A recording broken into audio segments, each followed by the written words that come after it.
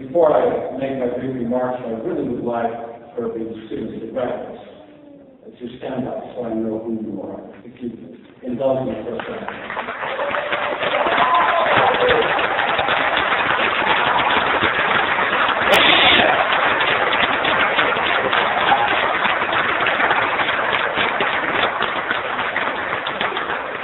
I do that because I know there's a room full of people, but we are here for you, and I want you to personally know who I'm speaking directly to.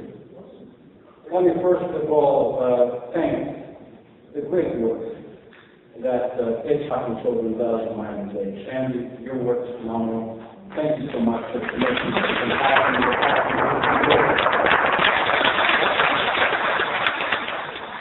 To Dr. Mercedes Quiroga, thank you once again for welcoming us into your house. You and Dr. Padron made this community very, very proud of the fact that you do honorable work on behalf of all of us.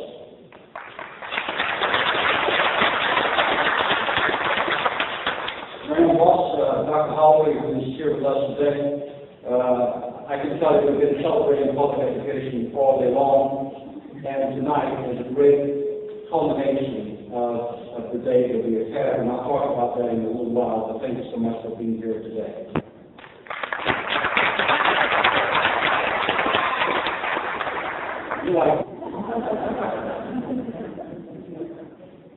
To the parents and the teachers that perhaps are in the room, young men and women, you did not get here on your own. Certainly some of you, most of you walked here, drove here, as you drove and walked or rode a bus to school every day. A part of your journey was on somebody else's shoulder. Part of that journey was accomplished because somebody cared enough about you to hoist you up and put you on their shoulder so that you could see a horizon and a future that stretched out well beyond what you with your naked eye could see. That future is bright. You can get it tonight. This is nothing more than the second phase of your life, and hopefully there will be many other phases to your great existence. Take advantage of it. Seize the day every day. Do not waste a moment. Today is a special day, tomorrow even more special. You see, the walk you're walking through, your journey, was my journey. When I was 17, I came to this country alone, poor with 20 bucks in my pocket. Today, I stand proudly as the superintendent of the fourth largest school system in America.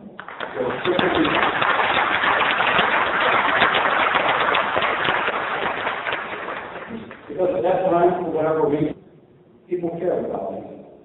People too took an interest. So I showed in my eyes, I told them somehow I believe I can be somebody, do something, pay it back then to those who helped me. And in so doing, elevate the humanity for all.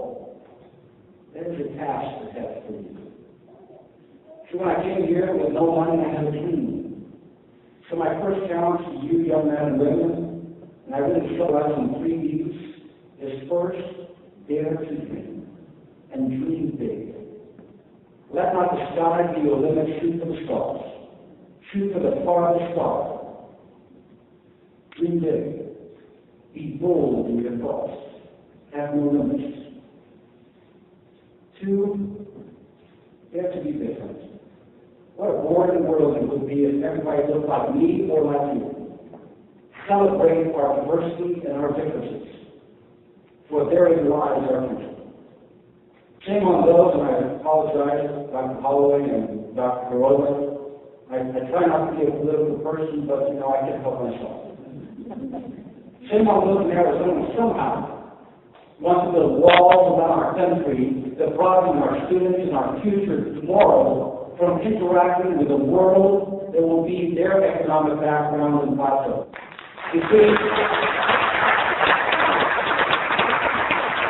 shame on those that somehow have forgotten that nobody 200 years ago, with the exception of the American Indians, could claim America as their home. Because I look out across the room, I see diversity. I see different people, all with beautiful destinies in front of them. And you yourself have fulfilled it. So dare to be different. Dare to be different. 3, dare to be determined. Don't let anybody or anything somehow tell you that you can't do it, that you can't make it, that you can't get there, because you can. Be determined. So dream big and be determined in getting to your dream. Build it yourself. People will help you along the way. But what is here will drive what's here very far. Have the right balance of skill and will in your heart. Dream big, be bold in your goals, but always be grounded in your soul. Forget not who you are, where you came from, where your parents brought you from, who you should respect and honor. So today is nothing but a transition. You have a long way to go. I'm proud of you. I know you'll get there. A few years ago, an important reporter in American history wrote a terrific book. That book was titled The Greatest Generation. His name was Tom Brokaw, one of the greatest anchors that ever lived in this great country of ours. Tom Brokaw wrote a book about what he perceived as being the greatest generation. The generation of Americans who in the 1940s stormed the beaches of Okinawa and the beaches of Normandy, who selflessly gave up their lives, made tremendous sacrifice so that you and I could both enjoy freedom.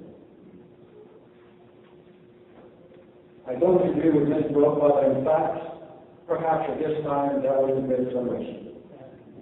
As I look out at the 63 graduates tonight, I know because as great as that generation was, I'm inspired by who you will be.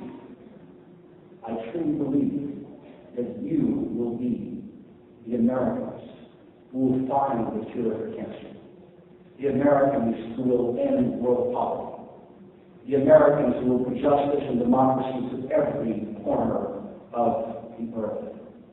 You will be the greatest generation if you dare to dream big, if you dare to be different, and you dare to be determined in your pursuits. You are beautiful as you are, and you can only get better. Never forget, though, there are those who have not had your opportunity. Show in your ladder of success. Take time to look down. Never step on anyone so you can get up. Always look down, extend a hand, and bring somebody along with you. That is your destiny. Use your passion and your compassion. Use your intelligence and your gifts. And I assure you, you will be the greatest American generation yet. In the process, forget not those, aside from your parents, who made a huge contribution to their lives, the mentors in your lives, the people who volunteered their heart and their time to celebrate your own imagination. It's time for you now to pay it back. It's time for you now to do for others what others have done for you. Those who are less fortunate. Erase the borders around you. Let the power of segregation be forgotten. Celebrate language and diversity. Celebrate the Spanish and the Haitian Creole, and the Vietnamese and the Chinese, because we are made of one single gene, the human gene. I am so proud of you. I'm so proud of this great organization, Take Stock in Children, because it cares.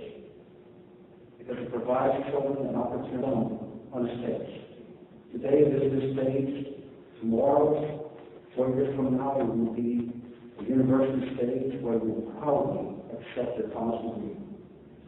And perhaps a year later, who knows, the White House, the Nobel Prize, you will be the greatest American generation yet. Thank you, and God bless you.